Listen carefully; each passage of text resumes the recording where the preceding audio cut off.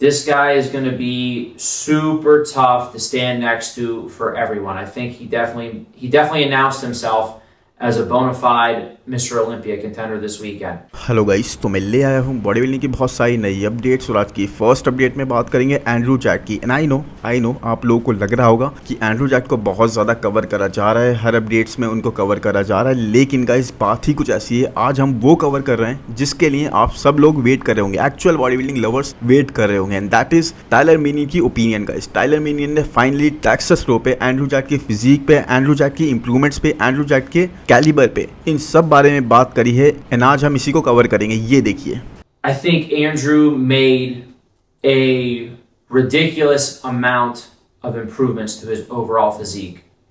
Everything that basically we had asked of him to see, he definitely accomplished. And I am so pumped guys कि Tyler ने आकर इस video को बनाया हर video की तरह।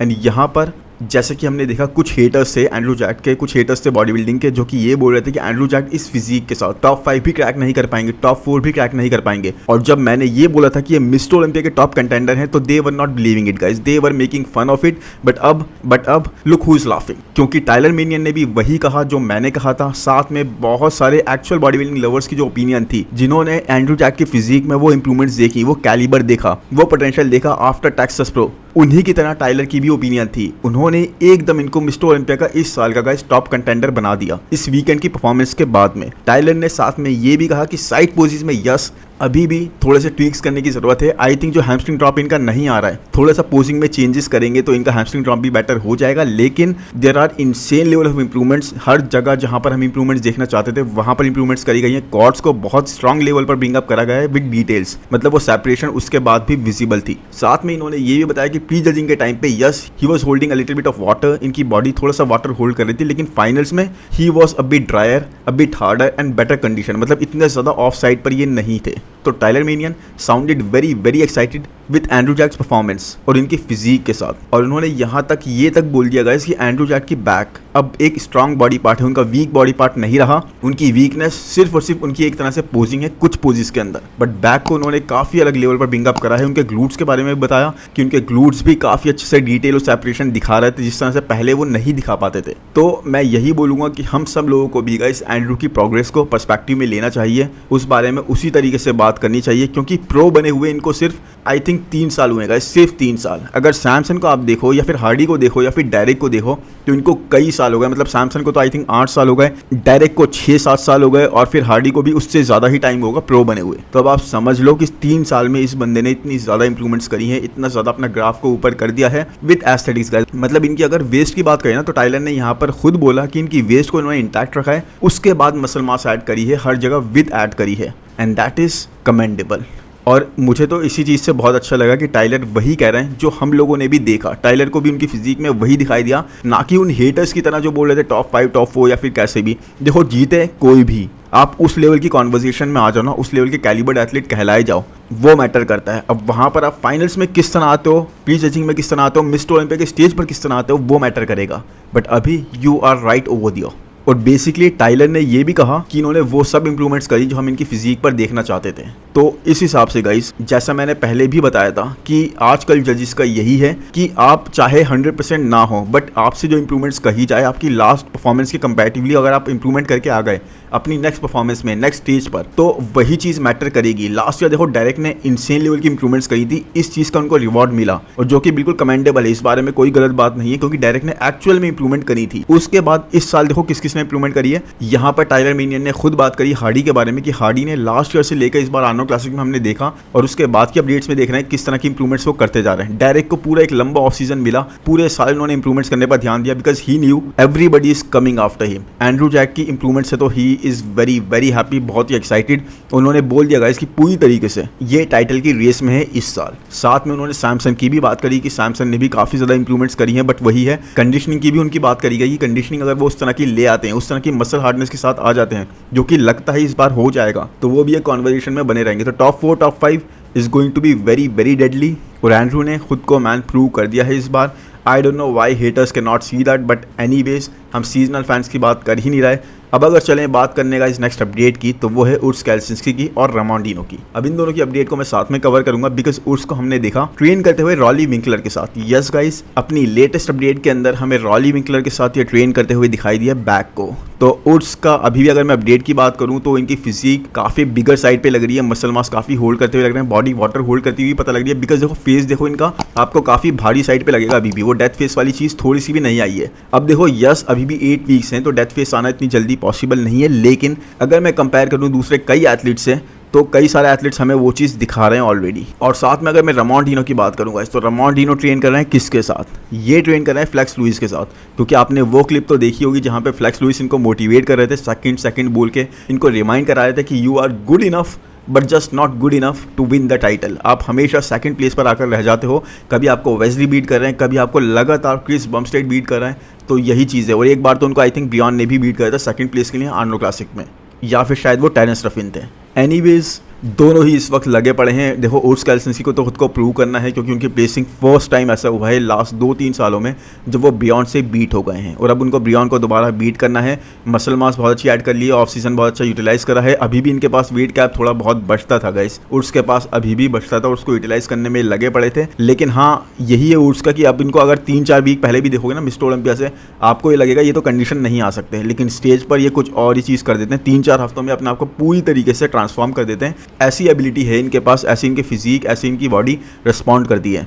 और Ramondino man he is looking very very leaner और उसके साथ बिगर एज वेल। तो साइज वो पता लग रहा है, लेकिन इस टाइम पर guys he is looking leaner as well. ये नहीं लग रहा कि बिल्कुल भी ये ऑफ है या स्केड्यूल से बिल्कुल भी पीछे चल रहा है, नहीं। वैस्कुलरिटी अलग ही लेवल की है, इंटेंसिटी अलग लेवल की है गाइज। मतलब आप कार्ब्स वगैरह कम होने के बाद और इतने इस प्रेप के इस टाइम पीरियड पर आने के बाद में आप एक्सपेक्ट करोगे कोई भी अपने आप को इतना ज़बरदस्त पुश नहीं करेगा। लेकिन रामोन की ट्रेनिंग तो मैन फ्लेक्स लुइस के साथ और इनके दूसरे ट्रेनर्स जो इनकी टीम है उनके साथ अलग ही लेवल की चल रही है। ये अपने आप को बस प्रूव करना चाहते हैं, वेस्ली विसर्स को बीट करना चाहते हैं और सेकंड की बैटल में और फाइनल कॉल आउट में आना चाहते हैं, यानी कि लास्ट वाले जो क्रिस बमस्टेड के साथ होगा। लास्ट ईयर तक रामोन के लिए ऐसा था कि भाई इस कॉल आउट में आके मैं क्रिस को बिल्कुल चैलेंज करूंगा और बिल्कुल पुश करूंगा, लेकिन इस बार तो अगर वो इस कॉल आउट में आ भी गए ना, he will be really really happy कि यस अभी भी फाइनल कंटेंडर मैं ही हूँ। रामोन के खिलाफ यहाँ पर एक ही चीज़ आएगी गाइस, उनका क्लासिक स्ट्रक्चर। वेस्ली का स्ट्रक्चर देखो बहुत ज़्यादा क्लासिक है, ये आप सब जानते हो। कहीं कहीं तो वो आर्नोल्ड की फिजिक को बहुत ज़्यादा रिमाइंड कराते हैं, काफ़ी ज़्यादा क्रिस से मिलती हुई फिजिक है, लेकिन रामोन के साथ ऐसा नहीं है। Ramon is also very classic but compare to Wesley उतने ज़्यादा नहीं है। तो रामोन पूरी तरह से ट्राई करेंगे कि वेस्ली को बीट कर दें, जबकि वेस्ली तो भाई कोई भी स्टोन टर्न नहीं कर रहे हैं। आई थिंक उनका टाइम बहुत टाइम बाद अब आया है, तो वो कोई भी मौका नहीं छोड़ना चाहते कि अपने इस मोमेंटम को वो खराब करें। बाकी एनीवेज इसके बाद चलेगा इस नेक्स्ट अपडेट पर, तो वो है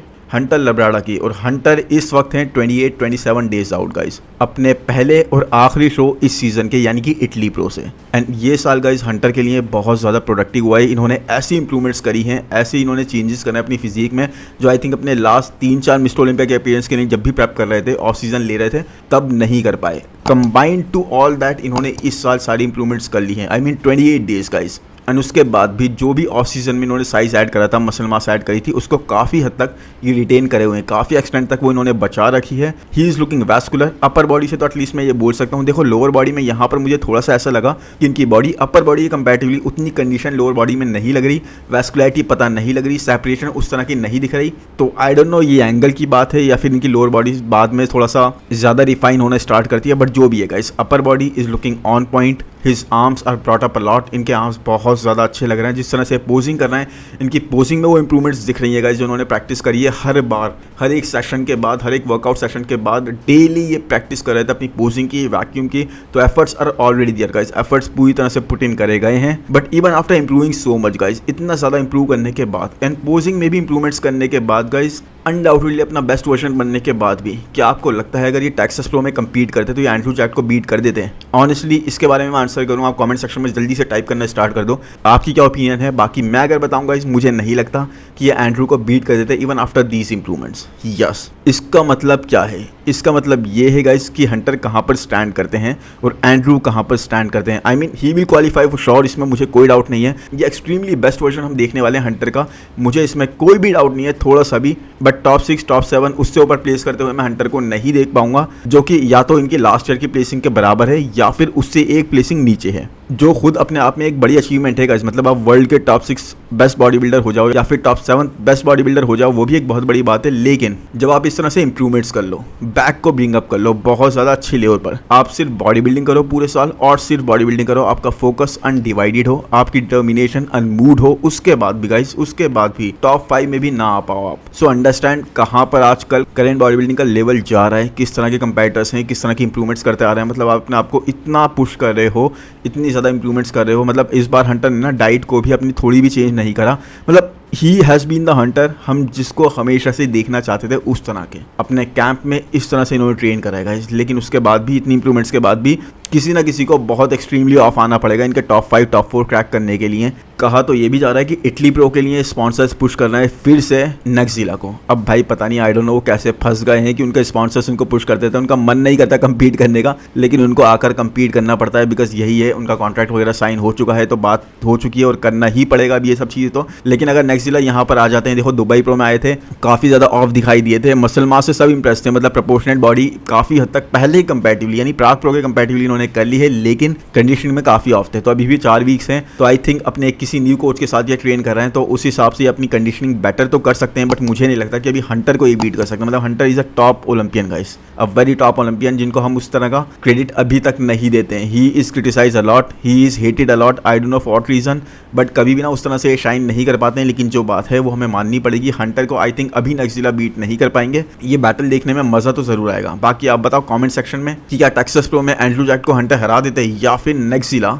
अगर इटली प्रो में आ जाते हैं, जैसा कि बोला जा रहा है। अभी तक ऑफिशियल अनाउंसमेंट कुछ भी नहीं है, र्यूमर्स वगैरह ही हैं। तो अगर वहाँ पर आ जाते तो क्या ये हंटर को हरा देते हैं। बाकी इसके बाद चलते हैं गाइस नेक्स्ट अपडेट पर, जो कि महफूदा से रिलेटेड यानी कि मोहम्मद फौदा से रिलेटेड। यस मेरे सब्सक्राइबर्स ने मुझे याद दिलाया, नहीं तो मैं तो महफूदा जो कि इनके इंस्टाग्राम का नेम है वही बोलता रहता था। बाकी he is sharing his 8 weeks out update with a big statement. इन्होंने यहाँ पर कैप्शन में बोला है गाइस इस अपडेट के साथ कि मैं 8 वीक्स आउट हूँ अपने फर्स्ट ओलंपिया से, अपनी फर्स्ट परफॉर्मेंस से, बट उसके साथ ये मेरा लास्ट ओलंपिया नहीं है। मैं वेगस में यानी कि मिस्टर ओलंपिया के प्लेस पर जा रहा हूँ सिर्फ एक अपीयरेंस करने के लिए नहीं, सिर्फ वहाँ पर अपीयर होने के लिए नहीं, सिर्फ वहाँ पर अपनी प्रेजेंस फील कराने के लिए नहीं, बल्कि I am going to leave my mark my words. यानी कि एक स्टेटमेंट बनाने के लिए पूरी तरह तैयार हैं। इन्होंने अपनी तरफ से शॉट्स फायर कर दिए हैं, साफ साफ बोल दिया कि भाई मैं वहाँ पर ऐसे नहीं जा रहा कि बस मुझे वहाँ पर अपीयर करना है या फिर टॉप 10 क्रैक करना है, नहीं, मुझे एक अच्छी फिजिक दिखानी है, स्टेटमेंट बनाना है और लोगों को तैयार करना है कि बस चलो ठीक है अभी मेरा फर्स्ट ओलंपिया है, लेकिन आने वाले टाइम में I am going to be there, watch out for मी।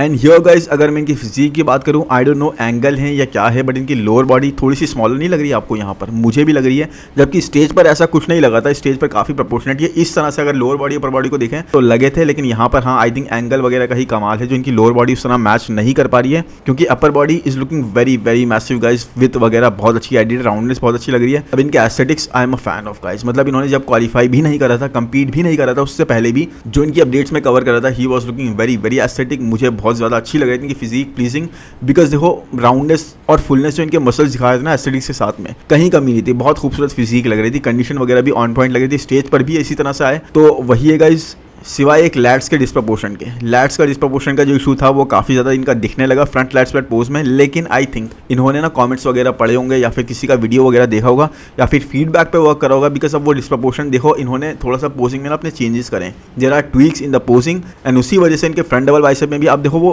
थोड़ा सा दिखेगा तो सही, बिकॉज वो है लैट्स का डिस्प्रपोर्शन, उसमें कोई झूठ बात नहीं है, उसमें कोई ना मानने वाली बात नहीं है। लेकिन आप यहाँ पर जैसे देखोगे फ्रंट लैट्स फ्लैट पोज में भी ये उतना एविडेंट अब नहीं लग रहा जितना कि हमें शो के टाइम पे लगा था या इससे पहले की अपडेट्स में लगा था। तो अगर इन्होंने इस पे वर्क भी करा इसको हाइड करने के लिए, तो this is very totally right, इसमें कुछ भी गलत नहीं है। बिकॉज देखो विलियम बॉनेट ने भी अपनी बैक में जो इनके लैट्स वगैरह नहीं दिख रहे थे उसको भी थोड़ा सा अपनी पोजिंग में चेंजेस करके वो उस चीज को वीकनेस को हाइड करने की ट्राई करते हैं, and that works guys, that did work for him. मतलब जितने भी शोज में उन्होंने कंपीट करा या तो वो जीते हैं या फिर सेकंड आए हैं इस सीजन के। तो एक्चुअली पोजिंग में चेंजेस करने से आपकी चीजें इफेक्टिव लगती हैं, आपकी वीकनेसेस हाइड होती हैं, आपकी स्ट्रेंथ मोर प्रोमिनेंट होती हैं। But really guys, really strong debutant जिनका डेब्यू है मिस्टर ओलंपिया में, एंड एक क्रेजी बॉडी बिल्डर जिनमें बहुत ज़्यादा पोटेंशियल है। Mohamed Foda looks really great, but अपने मिड सेक्शन को भी इनका थोड़ा सा ध्यान देना है, बिकॉज जिस भी शो में इन्होंने कम्पीट करना है undoubtedly guys he looked very condition very good, but अपने मिड सेक्शन को थोड़ा सा ही कंट्रोल करते हुए नहीं दिखे। वो थोड़ा सा ब्लोटेड साइड पर बार बार ना जैसे लेट गो कर रहे थे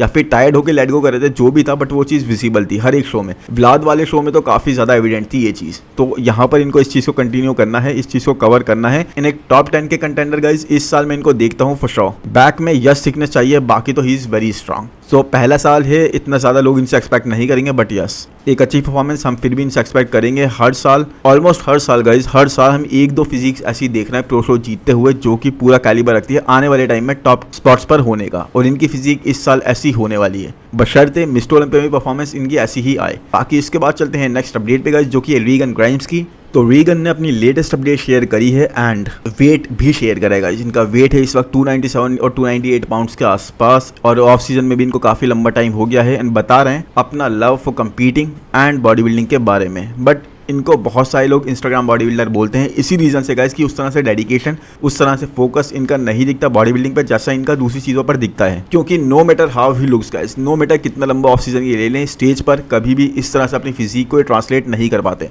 देखो 297 पाउंड्स गाइस, यानी 300 पाउंड्स भी अगर मान लें तो 300 पाउंड्स का वेट इस हाइट पर is basically not that much. मतलब अगर आप देखो रीगन ग्राइम्स को, रीगन ग्राइम्स सैमसन डॉलर से भी ज़्यादा टॉलर हैं, और सैमसन डॉलर 300 पाउंड तो ऐसे पार करते हैं जैसे कोई टारगेट ही नहीं था। वो 320-330 पाउंड पर आम तौर पे इजीली ऑफ सीजन में रहते हैं, जबकि इनसे कम हाइट है। तो इस हिसाब से पता लगता है कि क्या ये मसल पुट ऑन कर भी रहे हैं, इस हिसाब से कोई इंप्रूवमेंट्स कर भी रहे हैं। And for Regan guys he looks awesome in the off season update. Off season update में हमेशा ऐसे लगते हैं, बट जब इनकी डाइट स्टार्ट होती है ना, ये कोई भी प्रेप स्टार्ट करते हैं 14 वीक्स आउट 13 वीक्स आउट के हिसाब से इनका सारा फैट चला जाता है, और फिर पता लगता है कि 70% या 60% इन्होंने जो ऐड करा था वो फैट ही था और वाटर था, क्योंकि मसल बहुत थोड़ा ही बचता है इनके पास। उस हिसाब से रीगन को I believe guys 340 pound 345 pound के आसपास जाने का टारगेट करना चाहिए अपनी हाइट के हिसाब से, ताकि इतना ज़्यादा टिश्यू अपने फ्रेम पर ऐड कर सकें कि जब भाई डाइट स्टार्ट करें 14 वीक्स आउट 13 वीक्स आउट तो खुद को एक्सट्रीम लेवल तक पुश कर पाएं, और फिर 305-310 पाउंड के आसपास स्टेज पर आ पाएं। उसके बाद he will look very competitive. उससे पहले तो मुझे नहीं लगता। नहीं तो गाइज वही है कि जैसे अपनी डाइट स्टार्ट करते हैं ही स्टार्ट गेटिंग लीनर, बहुत जल्दी जल्दी इनका वेट कटने लगता है,